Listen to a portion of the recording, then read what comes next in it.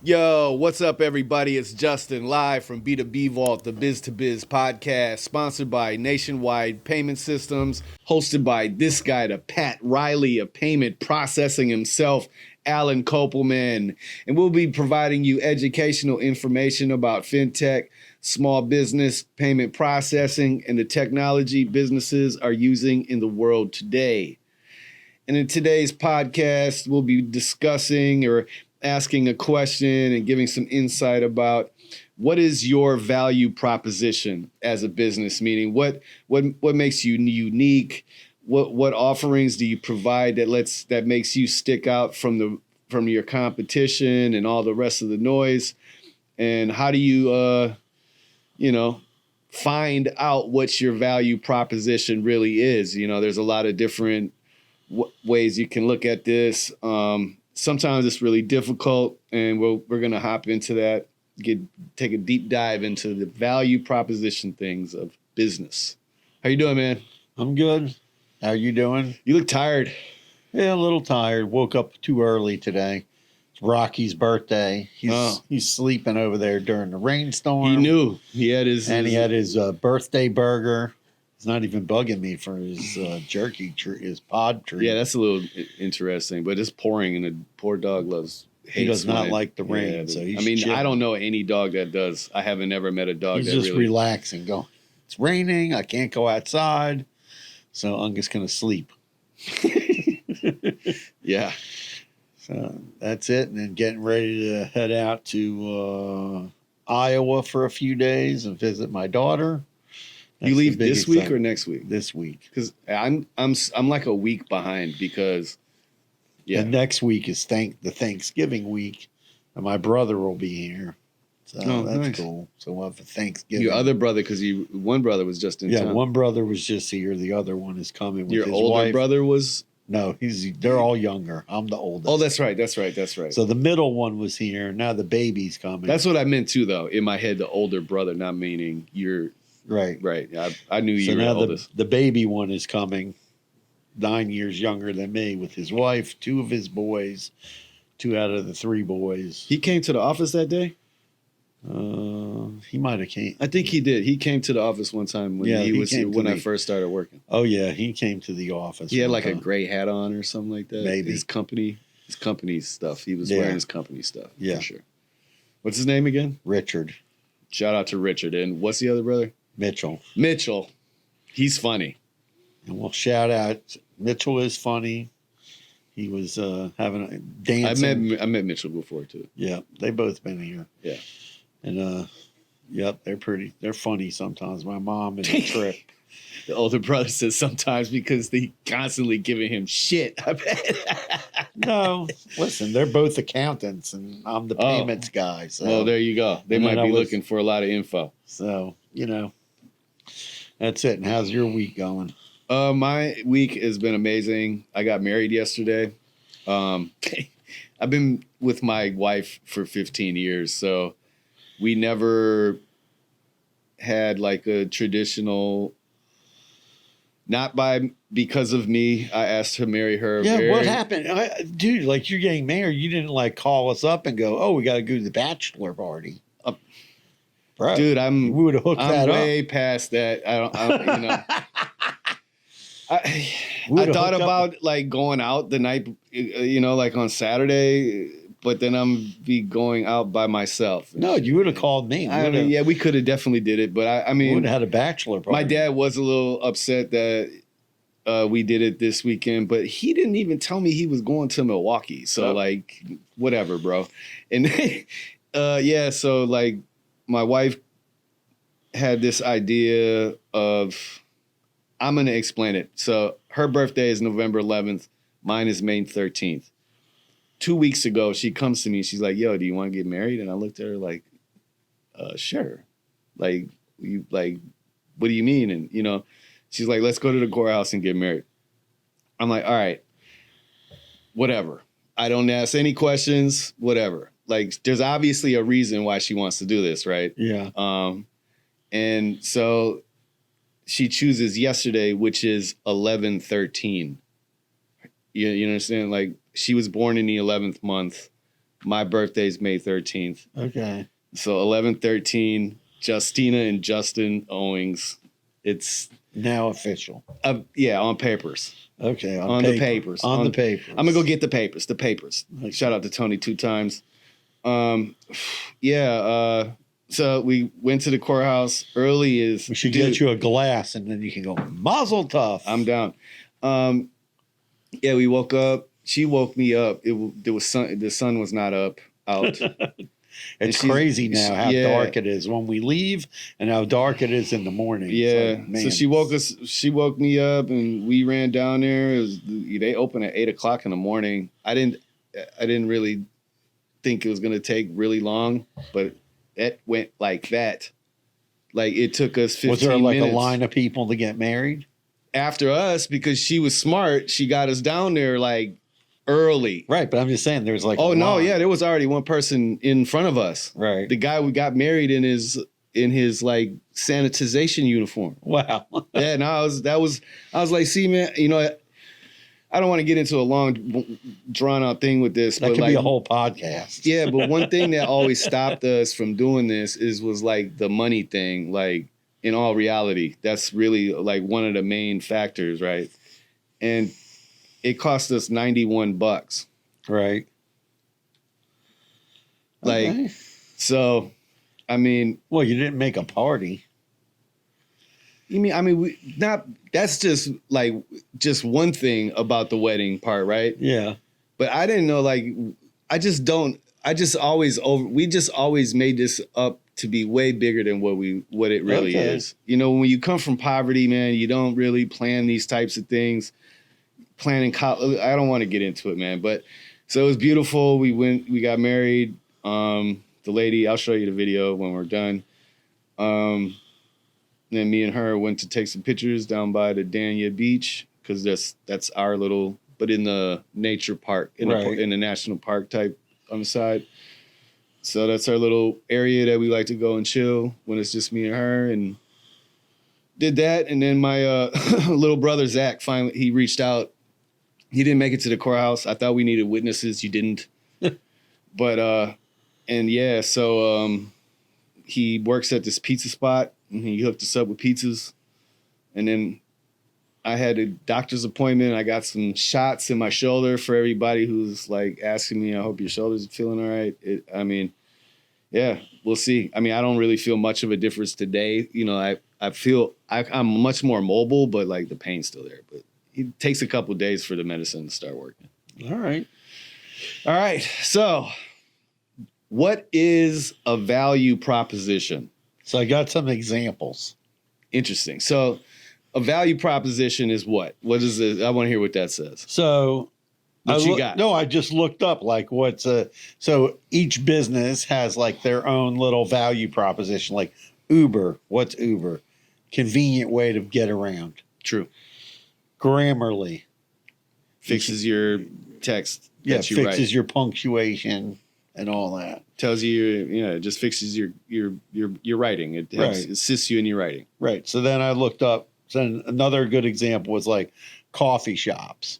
Like what's their general, they try to be like a neighborhood place. Know everybody's name most of the time. Sometimes they know your order. Huh? That doesn't work. That value props out the window. That's out the window. Why? The local thing. Well, I'm just saying, it's like even for Starbucks, what is their value prop? Expensive coffee. They just expensive ass coffee is right. No, but when you go in there, they always use your name. It's the baristas, right? They use your name. It's the way you order the drink. And some people find value in paying $7-8 for a cup of coffee. Not me. So, right. So on that value prop, I see none. Right. But that's kind of like their business model. I wonder what their value, was it like supposed to be like high scale coffee, but for fast food? Yeah, more or less, and kind of like, but the way they do it is we talked about it on the podcast before when we did another podcast about how people use that's their real value. How do people use manipulation? I mean, the real value proposition is for you to put money on the gift card. That's and what I'm talking about. And they have like $1.6 billion in the bank. One of the biggest banks in the United Yeah, States. the biggest bank in the U.S. is Starbucks with the most cash. It's ridiculous. I mean, like another thing is like restaurants. What kind of value proposition do they give you? Today, not so much on the price of the food, but when you go places, you want to have consistency. When you go somewhere, you want to know that it's consistent. I look at value prop a lot differently. Or like on a digital, on a. You can keep going down your list, whatever. But like the way that we look at value prop is like so you're naming all those businesses, right? Yeah. So when you said the coffee thing, the first thing that makes me that in my head like is okay, so Jay's coffee grabber, you know, quick grab coffee, whatever I'm gonna call it, right? And there's a Starbucks literally 3 blocks away. Okay, maybe your coffee's less expensive. No, well, right. So that's one. That's a value prop to me, right? So it's going to be a cost, and right? maybe you have a cool vibe, or maybe you don't want to be douchey and you want to be everything opposite of what Starbucks represents. Right. That's what I'm saying. So it's got like a cool vibe. Excuse me. In the place. And then I think of it taking it even a step further, right? Like, how are you going to make your customers feel as welcomed, right, as Starbucks? You know, how are you going to individualize each one of these people? You know, like the value prop for you is like for a coffee shop is going to be so crucial in a sense of gaining traction and getting new customers. Even when you go to Dunkin' Donuts, I've been to Dunkin' Donuts before. I've gone with like Dunkin' is the coffee of the working man. It's the coffee of the right, but there's people that go there all the time. That's what I'm talking about, and they know their coffee order, so that's part of the deal. I love see that's the difference too about Dunkin' is a lot of Dunkins are individually owned. Right, they're franchised out. You don't see the owner of a Starbucks. No. So like a lot of times you go to Dunkin', like back home in Milwaukee, they're all family owned and operated. Oh yeah, most of them are. Yeah, and so you get to not only do you get to know them, but you watch some of their kids grow up, all kinds of stuff. So like literally, Dunkin' is America's cup of Joe. Cup of Joe. Yeah. Isn't that their slogan? America's Cup of Joe? America's Cup, I guess. Something like that. No, but like America's choice of coffee. I don't know. Something like that. But I mean, like for pizza, like Domino's, what are they known for? Fast delivery. Right. So that's their value prop. Oh, yeah. You get right. your pizza. Or you get it free. Right. It's the 30-minute one. Isn't that Domino's? Yeah, 30 minutes. 30 Although minutes they or stopped less. really advertising that because some Domino's drivers got in like accidents and stuff. They can't. Yeah, no, that's. So they can't guarantee it. Right. They just stopped guaranteeing it because of that. Like I looked up, one of them said, because I wanted to see, Apple was one. They go, oh, what's their value prop? Oh, that their user experience is so good.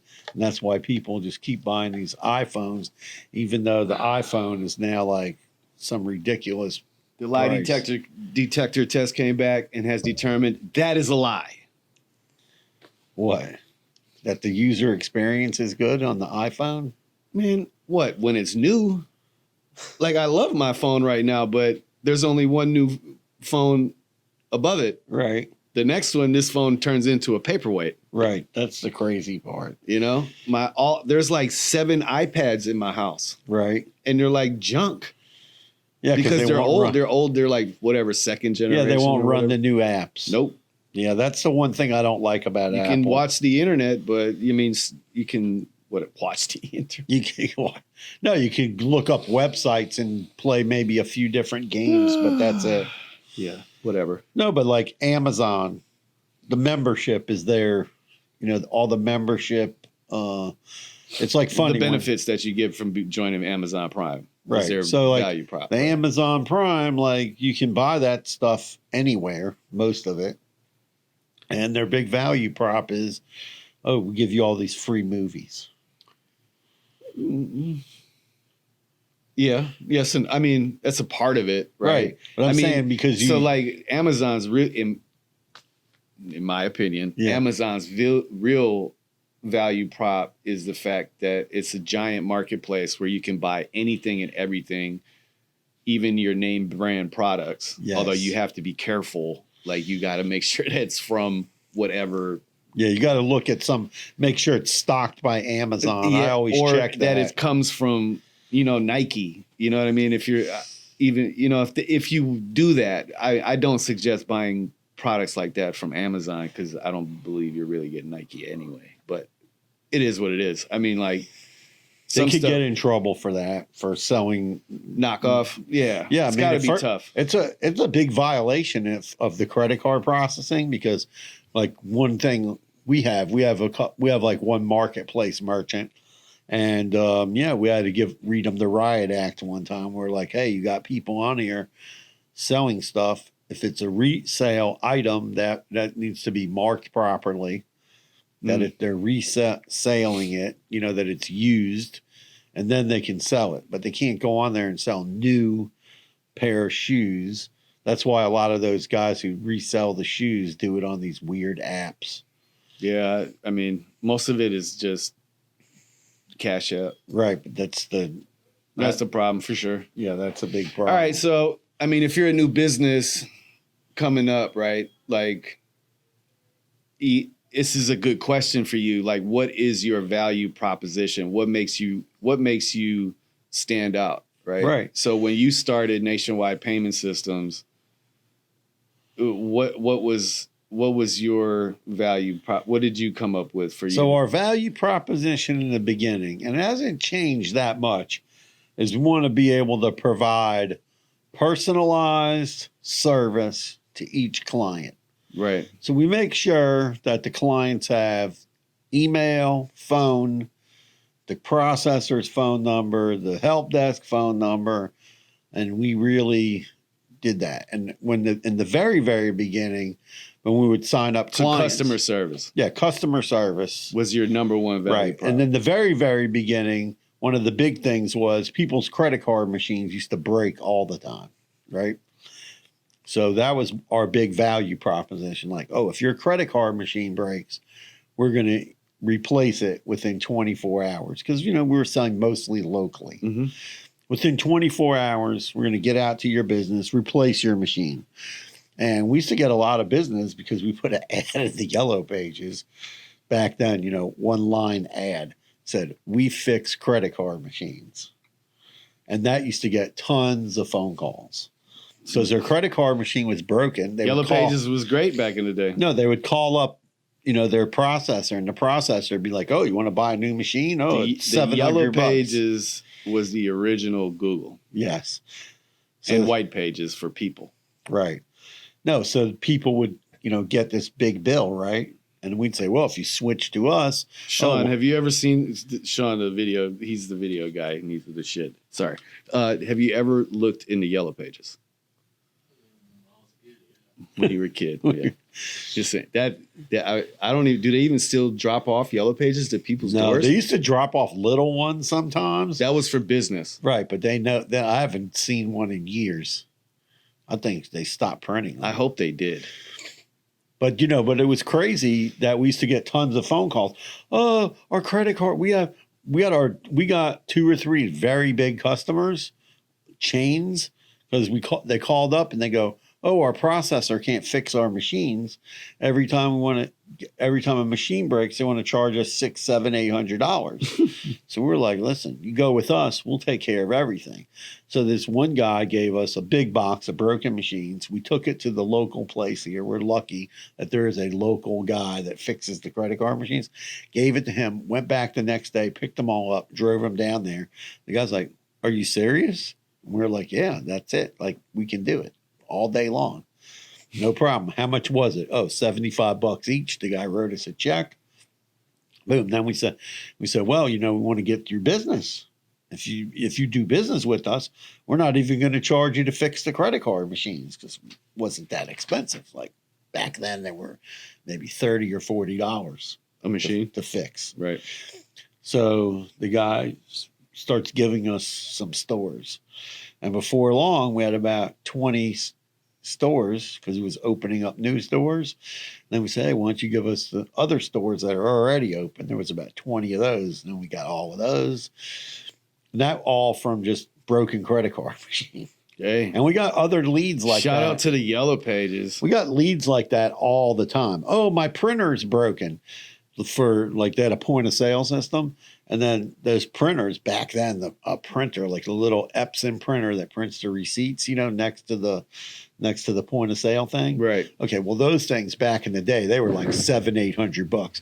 One that would be like in the kitchen would be like over $1,000. And there was a guy that literally had a repair shop for those in his garage, and he would fix them for like $150.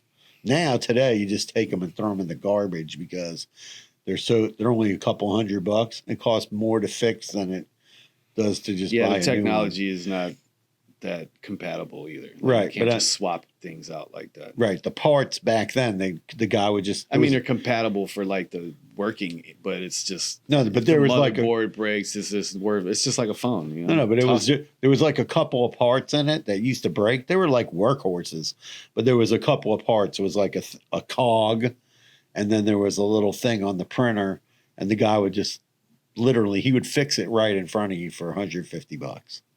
Then we take it back to the people and we go, okay, $250. And they're like, oh, what a bargain. Because otherwise I have to spend $800-900 on a printer. Or I would have charged them more. Well, we wanted to get the business. Still would have charged them more. Then we got business. All right. Sometimes we charged more. A customer service at Nationwide Payment Systems has not changed, right? Like you pride yourself on fighting people's chargebacks, answering phones for everyone.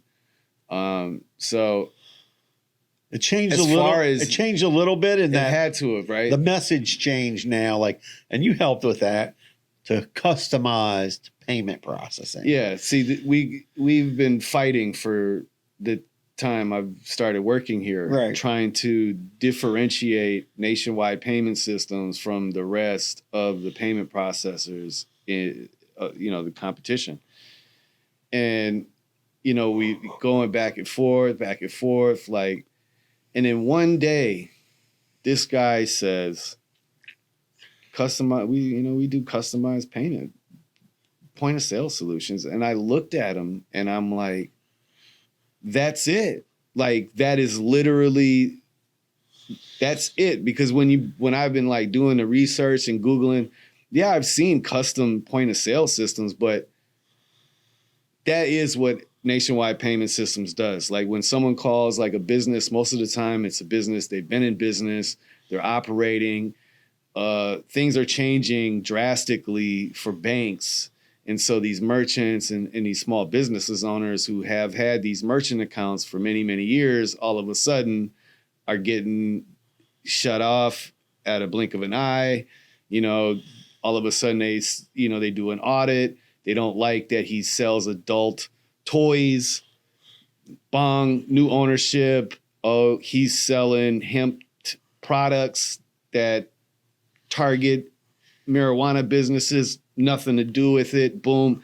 And that's what Alan and Nationwide Payment System does, is that they customize these solutions and find partners for these companies to actually flourish.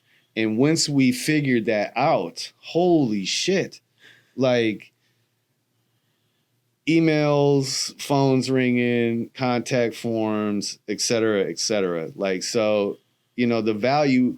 And when I was saying it with him, he, he's old school. So you never really got it. Like what I meant, like on a digital, like what was how can we, cause you're like, man, we do this, we do that. And I'm like, yeah, that's all fine and dandy, but still, so does PayPal. But it's funny how our business changed too. Cause in the beginning, right, we had the website NPS Bank, right?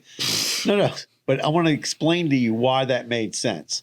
When you would go talk to somebody 23 years ago, and I'd come into your business. Because it was a bank. You had to go to a bank. No. I would come into your business. Oh, Justin, who do you do your processing with? Quick. Oh, who do you do your processing with? You'd say your bank. So most people went to their bank. Today, most people are going to PayPal, Stripe, and Square. we go to those customers and we go, why are you paying them so much money? I was listening to a panel discussion the other day, and there was a guy on there from one of the card brand companies. I don't want to say who, and because it might not be proper. And he said, oh, one of the problems we have in the market is that there's a special rate for debit cards, but because there's companies that bundle price, like PayPal, Stripe, Square, and others, give people a bundled price. Because they're in a bundled price, they're not seeing the savings from those debit cards. Mm. And that's where we come in and we analyze what you're doing and get you the best rate.